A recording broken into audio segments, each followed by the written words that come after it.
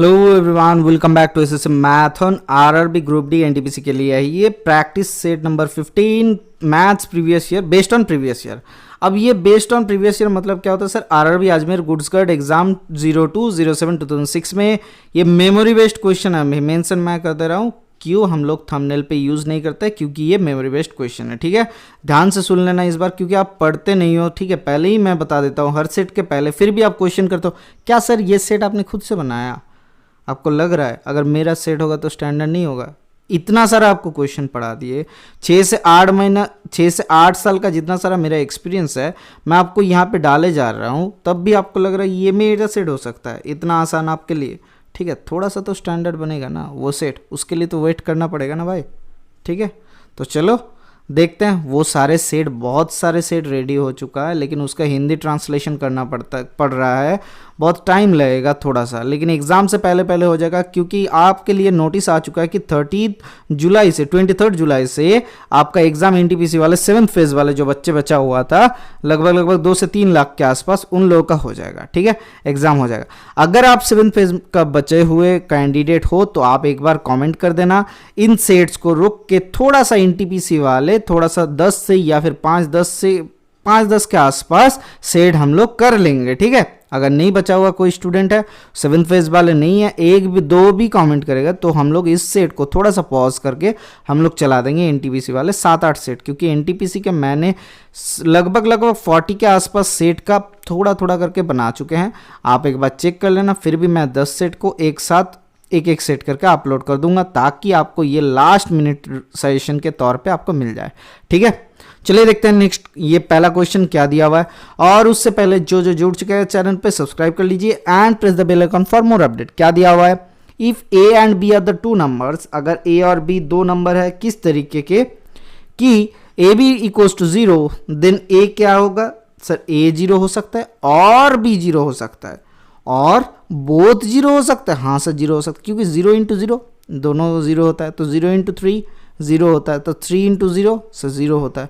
तो अगर A B 0 है तो ए 0 हो सकता है, बी 0 हो सकता है और ए बी बोथ 0 हो सकता है। ठीक है, ये थोड़ा सा संभाल के करना, क्योंकि यहाँ पे ऐसे क्वेश्चन में एक क्वेश्चन होता है जो सेट थ्योरी में लगता है, जैसे हम लोग पढ़ेंगे बाद में।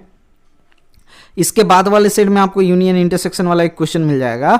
तो सेट थ्योरी में क्या होता है, ए बी का वैल्यू अगर suppose A B equals to positive value दिया हुआ रहता है तो क्या हो सकता है? A positive, B positive, both positive, and A negative, B negative, both negative. ठीक है, ये ध्यान रख लेना। और नेगेटिव वैल्यू दिया हुआ रहता तो सर ए नेगेटिव, इधर ए नेगेटिव और बी नेगेटिव और बी नेगेटिव और बी नेगेटिव। ठीक है, तो ये फंडा थोड़ा सा बेसिक है, बेसिक फंडे से ही ये लोग क्वेश्चन पूछा जाता है। आपका अगर 25 क्वेश्चन में से 20 क्वेश्चन के आसपास बेसिक फंडा से आएगा और बाकी क्या होगा? बाकी आ जाएगा 5 क्वेश्चन थोड़ा सा स्टैंडर्ड, जिनके लिए हम वो भी प्रैक्टिस करेंगे, क्योंकि एनटीपीसी वाला सेट अगर 23 से लेकर खत्म हो जा रहा है 30-31 के आसपास, मतलब अगस्त के पहले, तो पकड़ लेना कि ये आपके लिए अगस्त से या फिर मिड ऑफ अगस्त से आपका आरआरबी ग्रुप डी होने का चांसेस बहुत है। चलिए देखते हैं नेक्स्ट क्वेश्चन क्या दिया हुआ है। किसी क्वाड्रिलेटरल में, मतलब किसी चतुर्भुज में, relation between the sides and diagonals. अब देखो सर, हमने क्या पढ़ा है कि अगर डायगोनल साइड से समझते हैं, ठीक है, तो ए बी बी सी, अच्छा ए बी ऐसा नहीं, थोड़ा सा समझ लेते हैं कि ए बी सी डी एक क्या है आपका क्वाड्रिलेटरल है, तो इनका डायगोनल क्या है सर? बी डी जोड़ लेते हैं, ए सी जोड़ लेते हैं, और कुछ होगा? नहीं होगा सर। अब देखो सर, बी डी प्लस ए सी, ठीक है, ए सी प्लस बी डी। अब देखो ए सी प्लस बी डी, हर एक तरफ ए सी प्लस बी डी दिया हुआ है। ठीक है, तो क्या ये साइड्स के सम डायगोनल से ज़्यादा होता है? हाँ sir 2 sides A B plus अगर हम लोग बी सी पकड़ ले तो ग्रेटर देन ए सी होता है। क्यों? क्योंकि ये ट्रायंगल का प्रॉपर्टी होता है कि 2 साइड्स का सम तीसरे साइड से ज़्यादा होता है। उसी तरीके से ये साइड्स इसका समझते हैं, इसका क्या हो जाएगा सर? डी बी का या फिर बी डी का बोल सकते हो। सर बी डी के लिए क्या हो जाएगा, आप समझो मेरी बात को, इसको लिख सकते हैं A B plus A D लिख सकते हैं, ग्रेटर देन क्या हो जाएगा सर? बी डी हो जाएगा। या फिर बोल सकते हो, या फिर हम लोग बोल सकते हैं इसी तरीके से इधर का भी समझते हैं, तो क्या हो जाएगा sir? B C plus C D greater than आपका B D. Similarly A B plus B C तो हमने कर लिया था, तो इधर A D plus D C कर लेते हैं, तो A D plus D C greater than A C. ठीक है, तो सबको जोड़ लेते हैं, तो क्या आता है 2 into A B plus B C plus C A B C plus C D, sorry B C A B C C D and D A, तो बराबर ग्रेटर देन क्या हो जाएगा sir 2 into A C plus B D, तो दो cut कर देते हैं, तो क्या आ जाएगा A B plus B C plus C D plus D A greater than A C plus B D. कहाँ है option number 1 is the correct answer. ठीक है, समझ में आया। अगर ये किसी दूसरे तरीका का क्वेश्चन आता तो अलग होता, हम लोग दूसरे तरीके भी बाद में समझेंगे। चलिए देखते हैं नेक्स्ट क्वेश्चन क्या दिया हुआ है। The cost of 2 sarees and 4 shirts is rupees 16,000. 1 saree and 6 shirts also cost the same. Find the cost of 12 shirts. देखो सर 2 साड़ी प्लस 4 शर्ट्स, ठीक है 4 शर्ट्स ऐसे ही लिख लेते हैं, बराबर 16,000 का है। ठीक है 16,000 का है। देखो ध्यान से, अब दिया हुआ है 1 साड़ी प्लस 6 शर्ट्स कितना है सर, 6 शर्ट का प्राइस कितना है सर, 6 शर्ट्स का प्राइस है 12, सॉरी सेम प्राइस, तो 16,000 ही दिया हुआ है। अब इसको दुगना कर देते हैं ना, तो क्या आ जाएगा sir 2 shirts plus 12 shirt, sorry 2 sari plus 12 shirts बराबर कितना आ जाएगा सर 36,000 का आ जाएगा। 16 दूना 32 होता है सर, अच्छा ठीक है 32,000 का आ जाएगा, तो इसको हटाते हैं माइनस कर देते तो कितना आ जाएगा सर -8 शर्ट्स बराबर 16,000 का आ जाएगा, -16,000। तो शर्ट्स का प्राइस कितना आया 2,000 का, तो एक शर्ट का अगर प्राइस 2,000 आता है तो 12 शर्ट का कितना कॉस्ट आएगा सर 24,000 आ जाएगा। ऑप्शन नंबर 1 बराबर करेक्ट आंसर। ठीक है, तो चलिए देखते हैं नेक्स्ट क्वेश्चन क्या दिया हुआ है। A tank is full of milk, half of the milk is sold and the tank is filled with water. Again, half of the mixture is substituted by water. This operation is repeated thrice.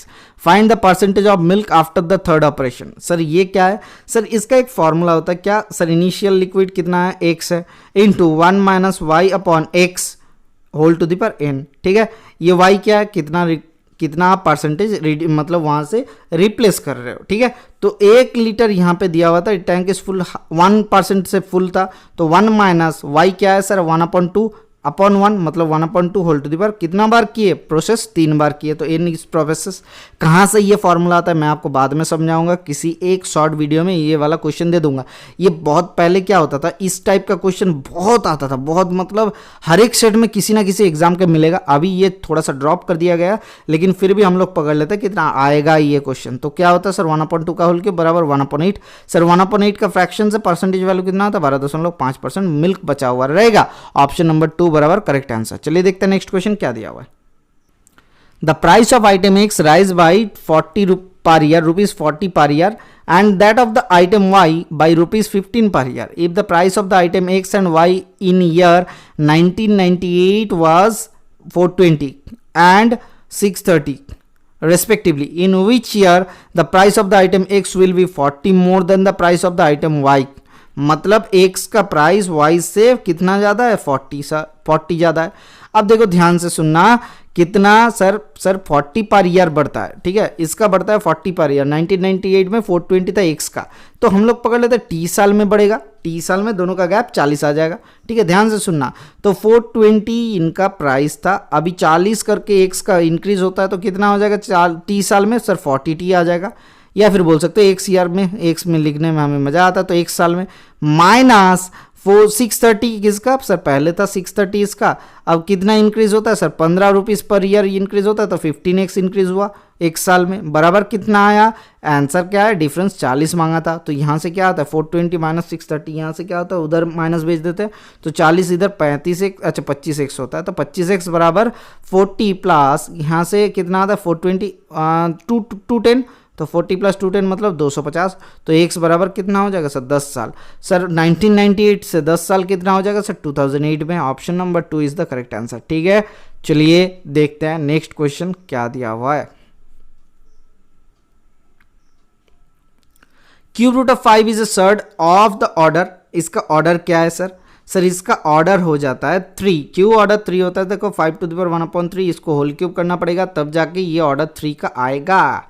ठीक है, ऐसा कुछ है, हाँ sir ऐसा ही कुछ है, या फिर बोलोगे 1/3 नहीं सर, इसका ऑर्डर क्या हो जाएगा, सर्ट्स का ऑर्डर हो जाएगा 3 आ जाएगा। चलिए देखते हैं नेक्स्ट क्वेश्चन क्या दिया हुआ है। m³ - 4 का फैक्टर्स क्या हो जाएगा, m³ - 4m का, तो m कॉमन ले ले तो कितना आता है सर m² - 4, ठीक है, तो ये क्या हो जाएगा sir, M into M square minus two square बराबर क्या लिख सकते हैं, M into M minus two into A plus two. हाँ सर लिख सकते हैं। तो कौन सा वाला ऑप्शन आया, option number 4 is the correct answer. ये फैक्टराइजेशन एकदम एकदम एकदम हलवा दिया हुआ था आपके लिए। चलिए देखते हैं नेक्स्ट क्वेश्चन क्या दिया हुआ है। 7m minus 3n minus 8m minus 4n minus 10m ऐसा सिंप्लीफाइज टू, यहाँ से क्या आ जाएगा सर 8m, ये वाला ब्रैकेट से समझो 8m minus 4n plus 10m, तो कितना आता है सर 18m कर दो, इसको हटाओ। ठीक है, ब्रैकेट के बाहर माइनस था तो कितना आ जाएगा माइनस 18m प्लस 4n। हाँ ठीक है, तो 3n minus 18m plus 4n मतलब कितना आता है 7n माइनस 18m। ब्रैकेट के बाहर माइनस था तो कितना आता है sir minus 7n plus 18m। अब सर 7m माइनस में था, ठीक है 7m माइनस में था, तो minus 7m minus 7n plus 18m तो क्या होता है sir 11m minus 7n is the answer. कहाँ है, ऑप्शन नंबर 1 पे है। ठीक है सर, तो चलिए देखते हैं नेक्स्ट क्वेश्चन क्या दिया हुआ है। If triangle ABC is a right angle at B, then which of the following is true? ध्यान से देखना, ABC right angle at B बोला गया है, तो इसको क्या करता है यहाँ पे B लिख लेता है। हाँ सर B लिख लो। तो देखो sir ABC right angle at B, ABC, तो देखो C मतलब C एंगल से सब कुछ दिया हुआ है। हाँ सर C एंगल से सब कुछ दिया हुआ है। क्या tan C के वैल्यू AB बराबर BC होगा? हाँ सर होगा, तो ये गलत है। हाँ गलत है। अच्छा देखो सर सेक सी के वैल्यू, सेक सी बराबर सर कॉस सी का उल्टा मतलब हाइपोटेन्यूज अपन बेस होगा, तो सर ए सी अपन बी सी होना चाहिए था। हाँ सर ये भी गलत है, ये दोनों गलत हो गया। कॉस सी के वैल्यू क्या है sir A C upon A B दिया हुआ है, ये भी गलत है। अब देखो सर साइन सी के वैल्यू सर ए बी अपन ए सी दिया हुआ है, क्या हुआ परपेंडिकुलर अपन हाइपोटेन्यूज, तो आ गया option number 4 is the correct answer. ठीक है सर, तो चलिए देखते हैं नेक्स्ट क्वेश्चन क्या दिया हुआ है। ये वाला इक्वेशन मैंने आपको पहले ही बताया था कि 1 अपन साइन ए माइनस 1 अपन कॉस ए रहता है, तो सेक ए माइनस टेन ए होता है। देखो कैसे आता है सर, ऊपर नीचे 1 अपन साइन ए से गुना करो तो 1 माइनस साइन ए, सॉरी 1 अपन साइन ए नहीं 1 माइनस साइन ए का होल स्क्वायर, नीचे आ जाता है 1 माइनस साइन स्क्वायर है। ठीक है, क्या बचा हुआ रहता है सर, ऊपर रह जाता है 1 माइनस साइन ए और नीचे क्या हो जाता है सर कॉस स्क्वायर ए का रूट के अंदर कॉस ए आ जाता है रूट के बाहर, तो क्या होता है सर सेक ए माइनस टेन ए। क्या हम लोग सेक ए को 1 अपन कॉस ए लिख सकते हैं? हाँ सर देखो ऑप्शन नंबर 1 में भी वही थोड़ा सा घुमा के दे दिया था। ठीक है, ये एक्सप्रेशन याद रख लेना ना सर कि इसका वैल्यू आता है सेक ए माइनस टेन ए, तब जाके आपको 1 सेकंड लगेगा, जस्ट ऐसा टिक करना पड़ेगा, बस ऐसा नहीं, अभी तो आपको मार्क करना पड़ता है। ठीक है, तब जाके ऐसा मार्क करना पड़ता था, बबल करना पड़ता था। चलिए देखते हैं नेक्स्ट क्वेश्चन क्या दिया हुआ है। The maximum value of sine theta plus cos theta. Sir sine theta plus cos theta का क्या वैल्यू होता है maximum? Sir sine theta A sine theta plus B cos theta के वैल्यू नॉर्मली समझते हैं तो अलग होता है, और थोड़ा सा समझ लेते हैं दूसरे तरीके से। देखो ध्यान से, हम लोग ऊपर नीचे √2 से गुना करते हैं तो 1 अपन √2 साइन थीटा होता है।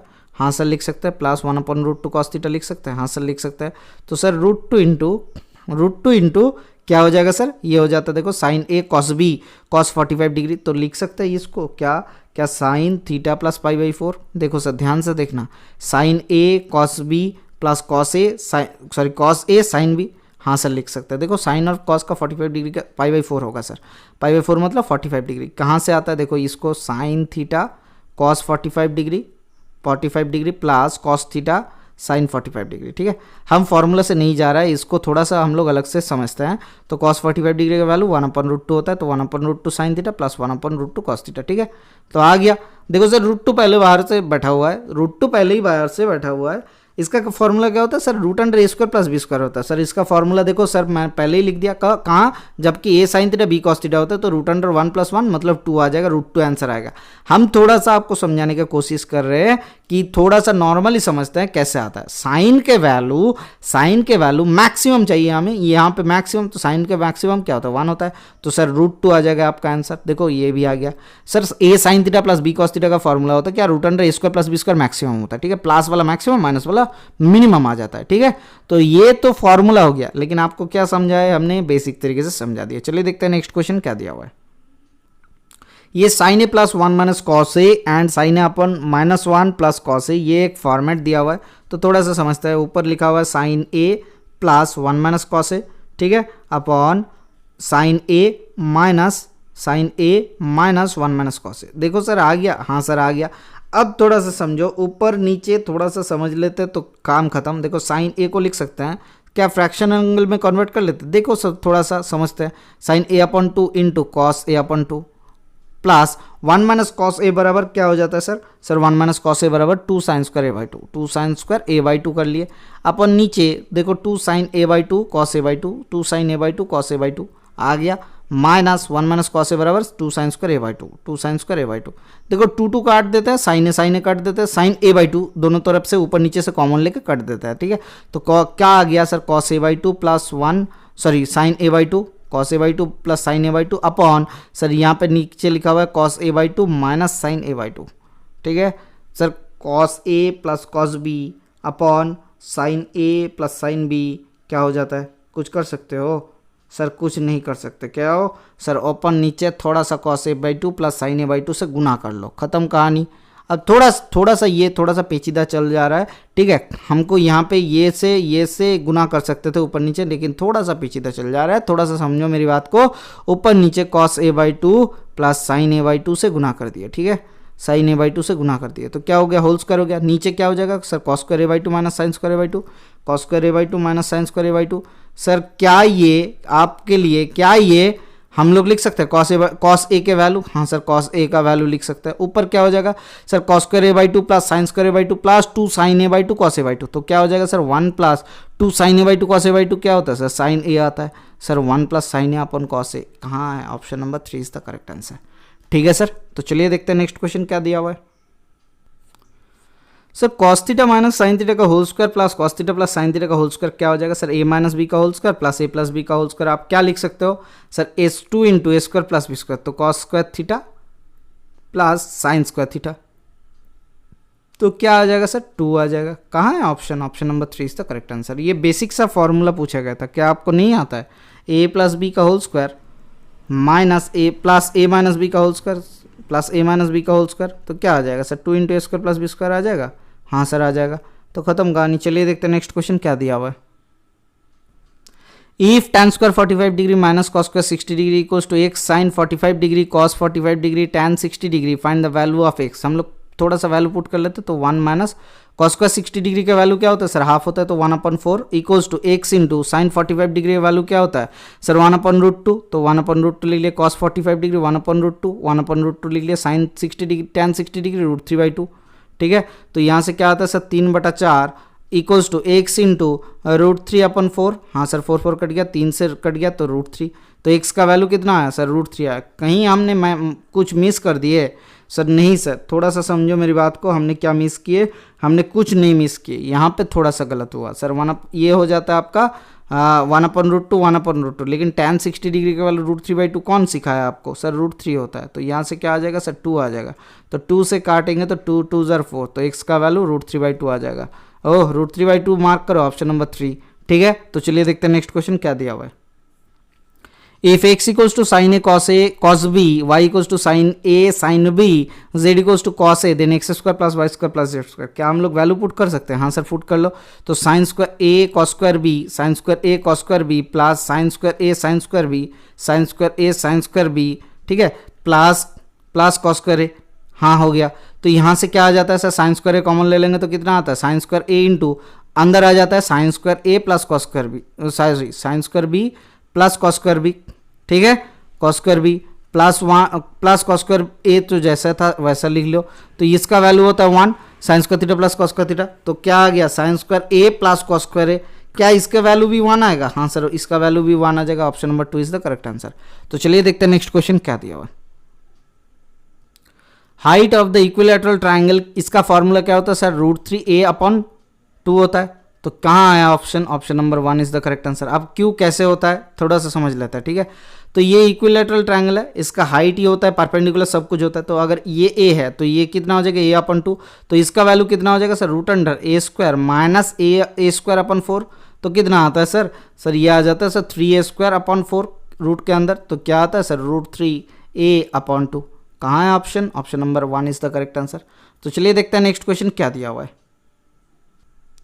The measurement of each angle of a polygon is 160 degree. The number of sides of this polygon is, देखो sir measurement of each angle of A polygon, angle मतलब कौन सा वाला एंगल सर? इंटीरियर एंगल दिया हुआ। तो exterior कितना हो जाएगा sir? 180 degree minus 20 degree 160 sorry 160 करेंगे तो कितना आ जाएगा 20 आ जाएगा। अब देखो सर हमें क्या मालूम है, नंबर ऑफ साइड्स अगर एन होता है तो एक्सटीरियर एंगल बराबर क्या होता है 360 डिग्री अपॉन एन, ठीक है। तो यहाँ से क्या आ जाता है sir N equals to 360 degree upon exterior angle upon 20 कर लेता है, तो 20 कट गया तो 0 कट गया, 0 कट गया तो 2 18 36 होता है। तो साइड्स कितना हो जाएगा, option number 3 is the correct answer, sides, ठीक है 18। चलिए देखते हैं नेक्स्ट क्वेश्चन क्या दिया हुआ है। In the given figure shows below AB equals to AC and angle B equals to 70 degree, then angle A, अगर B का वैल्यू AB बराबर AC दिया हुआ है, B का वैल्यू अगर 70 है तो ये क्या हो जाएगा सर 70 डिग्री आ जाएगा। तो एंगल A का वैल्यू कितना आ जाएगा सर 180 माइनस 70 140, तो कितना होता है सर 40 डिग्री आ जाएगा ना, क्योंकि आइसोसेलेस ट्रायंगल में जो साइड समान होता है तो उनके अकॉर्डिंग जो साइड एंगल्स होता है वो भी समान होता है। तो option number 2 is the correct answer. तो चलिए देखते हैं नेक्स्ट क्वेश्चन क्या दिया हुआ है। इन द फिगर ABR कहाँ पे है, हाँ sir ABR triangle and PQR triangle, अच्छा ठीक है सिमिलर ट्रायंगल्स, मतलब सर एंगल अकॉर्डिंग सेम है, ठीक है। PQ का लेंथ कितना है सर, PQ का लेंथ है 3 सेंटीमीटर, AB का लेंथ कितना है सर, AB का लेंथ दिया हुआ है आपका 6 सेंटीमीटर, अच्छा BR का लेंथ कितना है सर 8.2 सेंटीमीटर एंड PR के लेंथ क्या है सर, PR के लेंथ है 5.2। हमें क्या निकालना है QR बराबर। अब देखो सर समान एंगल का ऑपोजिट साइड का रेशियो समान होता है, तो ये दोनों तो समान है, ऑपोजिट एंगल है, ये तो हमें पता ही है। हाँ सर देख लेते हैं, तो समान एंगल का ऑपोजिट साइड 3 कर लेते हैं, तो क्या हो जाएगा सर 3 बटा PQ बटा AB हमने किया 3 बटा 6, मतलब ये वाला पहले ले रहा है, ठीक है। अब ध्यान से सुनना, अगर क्या 5.2 ये बराबर 1 बटा 2, क्या 5.2 के साथ 8.2 का रेशियो सेम आ रहा है, नहीं सर सेम नहीं आ रहा है, तो ये एंगल सेम नहीं होगा, ठीक है। तो कहाँ मिल जाएगा, ये एंगल बराबर ये एंगल आना है, तो इसके ऑपोजिट वाले साइड 5.2 है, तो ध्यान से सुनो, इसके ऑपोजिट वाला साइड 5.2 है, तो इसके ऑपोजिट वाला साइड, अच्छा नॉर्मली समझते हैं दूसरे तरीके से, इस एंगल का ये वाला एंगल के बराबर कौन सा एंगल आ जा रहा है, ये वाला एंगल आ जा रहा है, तो इसके ऑपोजिट वाला साइड 8.2 नीचे आएगा, क्योंकि ये वाला ट्रायंगल हमने दूसरे साइड नीचे लिए थे। इसमें क्या है सर QR को निकालना, तो x हो जाएगा, हाँ सर x हो जाएगा, तो यहाँ से हटाते हैं, 3 दूना 6, 2 से 2 2 4 8 4.1 आंसर आ जा रहा है, कहाँ है 4.1 सेंटीमीटर, ये आ गया QR का लेंथ। एंड AR का लेंथ कितना आ जाएगा सर, AR बराबर आ जाएगा 5.2 अपॉन एक Y बराबर कितना हाफ आता है, रेशियो तो हाफ निकाले, तो Y इक्वल्स टू कितना आ जाएगा सर 10.4, तो कितना आ गया 4.1 and 10.4, option number 4 is the correct answer. कैसे हमने समझा, देखो सर 3 बराबर 6, ये तो 3 बटा 6, तो ये रेशियो आ गया दोनों ट्रायंगल का सिमिलरिटी प्रॉपर्टी से, क्योंकि ये सेम एंगल है। उसके बाद हमने चेक करने की कोशिश किया क्या 5 बटा 2 5.2 बटा 8.2 क्या सेम होता है, नहीं से सेम नहीं होता है, तो वहीं से हमको लगा कि अगर हमने x पकड़ा ये, तो ये बराबर इसके साथ रेशियो आना चाहिए। अच्छा हाँ आ गया। अब देखो सर y के साथ कौन सा आना चाहिए, y अगर ये पकड़े तो y के साथ 5.2 आना चाहिए, तो हमने उसको भी अप्लाई कर लिया। सिमिलर ट्रायंगल में सेम एंगल के ऑपोजिट वाले साइड का रेशियो सेम होता है। चलिए देखते हैं नेक्स्ट क्वेश्चन क्या दिया हुआ है। The length of the diagonals of a rhombus are 8 centimetre and 16 centimetre respectively. Area of the rhombus क्या होता है sir, half into d1 d2 आता है, क्योंकि रोम्बस का जो डायगोनल्स होता है वो परपेंडिकुलरली बाइसेक्ट करता है ईच अदर को, तो d1 d2 होता है, तो हाफ इंटू 8 इंटू 16 ये आता है एरिया, तो 16 चौके 64, तो 64 कहाँ है ऑप्शन, 16 चौके 64 सर नन ऑफ दिस होगा, हाँ सर नन ऑफ दिस होगा, तो कहाँ है ऑप्शन नंबर 4। ये मार्क करने में ना दिमाग खराब हो जाता है एग्जाम टाइम में, ठीक है ध्यान से देखना, अपने ऊपर कॉन्फिडेंस ही नहीं आता कि d1 d2 होगा कि हाफ d1 d2 होगा कि 1/4 होगा, ठीक है, इसीलिए ज़्यादा से ज़्यादा प्रैक्टिस करते रहो ताकि एग्जाम हॉल में आपको कन्फ्यूजन ना आएगा। चलिए देखते हैं नेक्स्ट क्वेश्चन क्या दिया हुआ है। The radii of two right circular cylinder are in the ratio of 2:3 and heights are in the ratio of 5:3. What is the ratio of their volumes? Radii of two right circular cylinder, ध्यान से देखना, right circular cylinder ये एक है, दूसरा है ये एक है, ठीक है। इसका R1 कितना है सर, R1 इक्वल्स टू 2 पकड़ लेता है, R2 इक्वल्स टू 3 पकड़ लेता है, एंड इसका क्या है सर रेशियो H का, H1 इक्वल्स टू 5 पकड़ लेता है, इसका H2 इक्वल्स टू 3 पकड़ लेता है, तो वॉल्यूम कितना हो जाएगा sir, ratio pi R square H is two pi R square H, ठीक है। R1 H1 R2 H2 कर लेता है, तो पाई कट गया, पाई कट गया, पाई की जगह R कट दिया, देखो तो R1 स्क्वायर बराबर 4 लिख लेता है, इंटू H1 5 लिख लेता है, H2 यहाँ पे 3 दोनों ही 3 हो रहा है, तो 3 3 9 इंटू 3, तो कितना होता है 4 5 20 H2 27, आपका आंसर आ गया। Option number 3 is the correct answer. हमने सर 2 और 3 क्यों पकड़ लिया, क्योंकि 2 और 3 का रेशियो भी तो 2:3 होता है, हमें इसके साथ के गुना नहीं करना है बच्चों की तरह, ठीक है। तो चलिए देखते हैं नेक्स्ट क्वेश्चन क्या दिया हुआ है। Find the slant height of cone whose height is 4.8 centimetre and diameter is base is 4 centimetre. तो देखो सर हाइट क्या है सर, हाइट आ जाएगा 4.8 सेंटीमीटर और इसका डायमीटर है 4 सेंटीमीटर, मतलब रेडियस 2 सेंटीमीटर। तो इसका वॉल्यूम क्या हो जाएगा, फाइंड द स्लैंट हाइट। अच्छा सर 2 है ये, 4.8 है ये, तो इसको निकालना है स्लैंट हाइट। तो कैसे निकले, 2 स्क्वायर प्लस 4.8 का स्क्वायर बराबर क्या हो जाएगा सर, ये आ जाएगा आपका एल स्क्वायर, मतलब स्लैंट हाइट एल आता है। तो सर यहाँ से कैसे सॉल्व करें, that is equals to 2 square बराबर 2 दूना 4 प्लस 4.8 मतलब सर 48 का स्क्वायर निकाल लेते हैं। तो 4 चौके 16, 8 8 64, 8 दूना 4 4 8, 8 चौके 32, 32 दूना 64, ठीक है। तो ये आ गया, तो 4 यहाँ से क्या आता है 4, 6 चौके 10, कैरी फॉरवर्ड 1, 6 6 12 कम 13, कैरी फॉरवर्ड 1, 23.24, तो 23.04। तो क्या आ जाता है, इसको जोड़ते हैं तो कितना आता है सर, 23 से 4 4 3 27.04, 27.04 किसका होल स्क्वायर है, देखो एल स्क्वायर के वैल्यू, तो एल का वैल्यू ये निकाल रहे थे। तो सर 27.04, सर 27.04 को हम लोग समझते हैं क्या 50 से ज़्यादा है, हाँ 50 से ज़्यादा है। तो 50 से ज़्यादा कौन सा है, 5.2, मतलब एकदम आसपास ही होगा ना। तो चेक कर लेते हैं 5.2 का होल स्क्वायर होता है कि नहीं। तो 52 का हम लोगों को स्क्वायर निकालना, तो 52 का होल स्क्वायर क्या हो जाएगा सर, 5 5 25, 2 दूना 4, ठीक है, आ गया, खत्म कहानी। 5 दूना 10 दूना 20, तो 20 कर लेता है, तो 2704। ये स्क्वायर करने का तरीका किसको नहीं आता है, जिसको नहीं आता है आप सीख लो, तो एकदम आपको आसानी आ जाएगा। 5.2 option number 2 is the correct answer. चलिए देखते हैं नेक्स्ट क्वेश्चन क्या दिया हुआ है।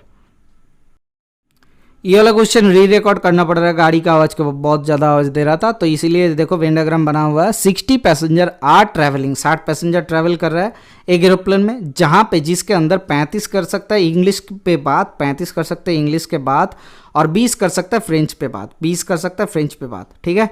अब 10 can not speak any language, तो 10 कोई भी लैंग्वेज नहीं बोल सकता, अब्बा डब्बा जब्बा करता रहता है, ठीक है। How many passenger speak both English and French, ध्यान से सुनना। तो अगर 10 नहीं बात कर सकता है, अब्बा डब्बा जब्बा वाले को हटा देते तो कितना आता है, 50 आता है। तो ये टोटल सेक्शन मिला के हमें 50 लाना है, इसमें से 35 ये आ गया, इसमें से 20 ये आ गया, तो दोनों को जोड़ देते तो कितना आता है, 35 + 20 बराबर 55 आता है। तो 5 ज़्यादा हो जा रहा है, तो क्या हमने 5 बार 5 को ज़्यादा काउंट कर लिया, हाँ सर ये वाला सेक्शन क्या है, जो कि इंग्लिश और फ्रेंच दोनों ही लैंग्वेज बात कर सकते हो, तो ये आ गया 5। तो 5 जन है, option number 4 is the correct answer. Venn diagram में अगर आपको किसी भी तरीके का डाउट है तो देखो एक बार, लक्ष्य बैच बोल के एक प्लेलिस्ट बनाया हुआ है, तो लक्ष्य बैच में हमने 4 क्लासेस वेन डायग्राम में आपको दिया था, 1 2 3 4, ठीक है। चारों के चारों कंप्लीट करो, उसके बाद वेन डायग्राम किसी का औकात नहीं है आपको टाल दे, ठीक है। तो चलिए देखते हैं नेक्स्ट क्वेश्चन क्या दिया हुआ है। यहाँ पे एक पाई चार्ट बोल के आपको धुंधला करने के लिए, ठीक है, डायरेक्शन में क्या दिया हुआ है, एक चार्ट दिया हुआ है, ध्यान से सुनना।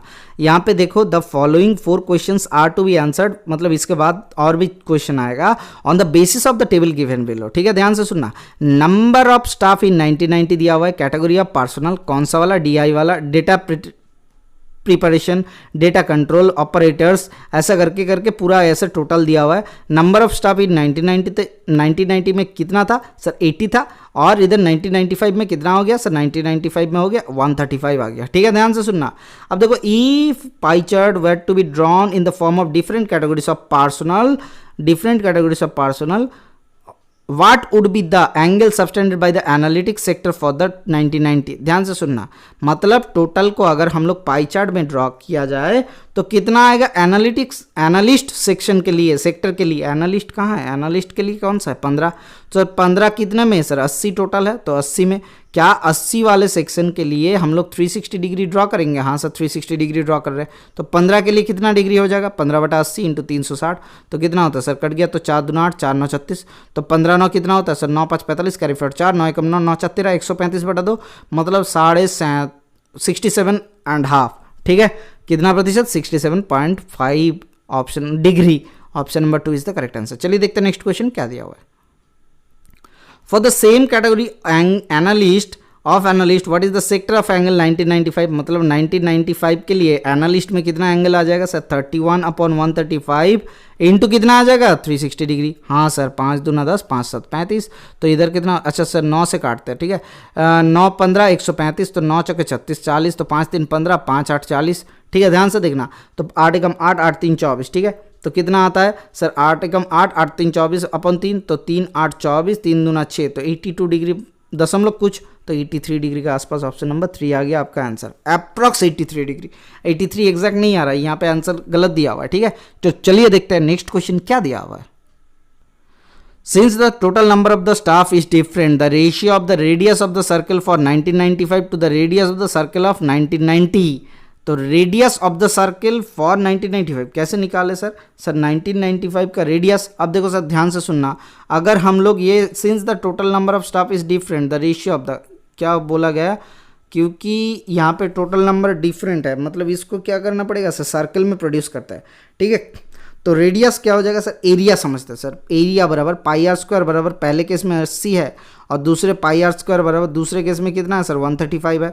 तो सर R1 ये R2 है, ठीक है, एरिया पकड़ लेते हैं, टोटल 80 दिया हुआ है और 135 है, तो सर R1 अपन R2 क्या हो जाएगा सर R1 अपन R2 रूट अंडर 80 अपन 135। तो हमें 1995 पहले लेना है, R2 हमने पहले लिए थे, तो इसको पलट देते तो R2 अपन R1 रूट अंडर 135 अपन 80 आ जाएगा आपका आंसर। चलिए देखते हैं, option number 4 is the correct answer. चलिए देखते हैं नेक्स्ट क्वेश्चन क्या दिया हुआ है।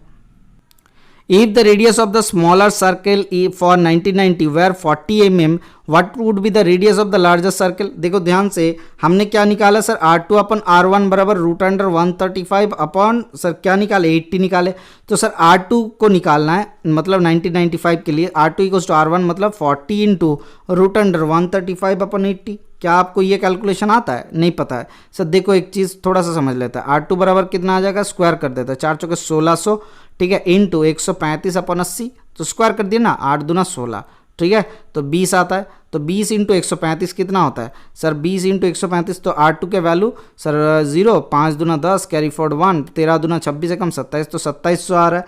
क्या 2700 के रूट कुछ हो जाएगा? ध्यान से सुनना, 2700 के रूट को आ जाएगा सर 2500 के आता है क्या सर, 2500 के वैल्यू 50 आता है, ठीक है, ध्यान से सुनना, और 2700 के आसपास 52 के आसपास आ जाएगा। Option number 1 is the correct answer. तो चलिए देखते हैं नेक्स्ट क्वेश्चन क्या दिया है। हम लोग अप्रोक्सीमेशन मेथड अप्लाई करेंगे, इससे क्या हो जाता है, हमारा थोड़ा सा ध्यान अच्छा हो जाता है और क्वेश्चन करने का तरीका भी अच्छा हो जाता है। चलिए देखते हैं नेक्स्ट क्वेश्चन क्या दिया हुआ है। ये लास्ट क्वेश्चन है, क्या करना है आपको मालूम है, आपको सॉल्व करके कमेंट सेक्शन में पुट करना है, आपका आंसर कितना आया जल्द से जल्द पुट करो, हम उसको क्या कर देंगे, सही अगर आंसर आया और पहले अगर आंसर आया तो पिन कर देंगे, ठीक है। जिनका आंसर पहले आएगा उसको हम पिन कर देंगे और एक थम्स अप जरूर मिलेगा। चलिए देखते हैं और नेक्स्ट डे फिर से मिलते हैं। Thank you, bye bye, stay tuned for the next class.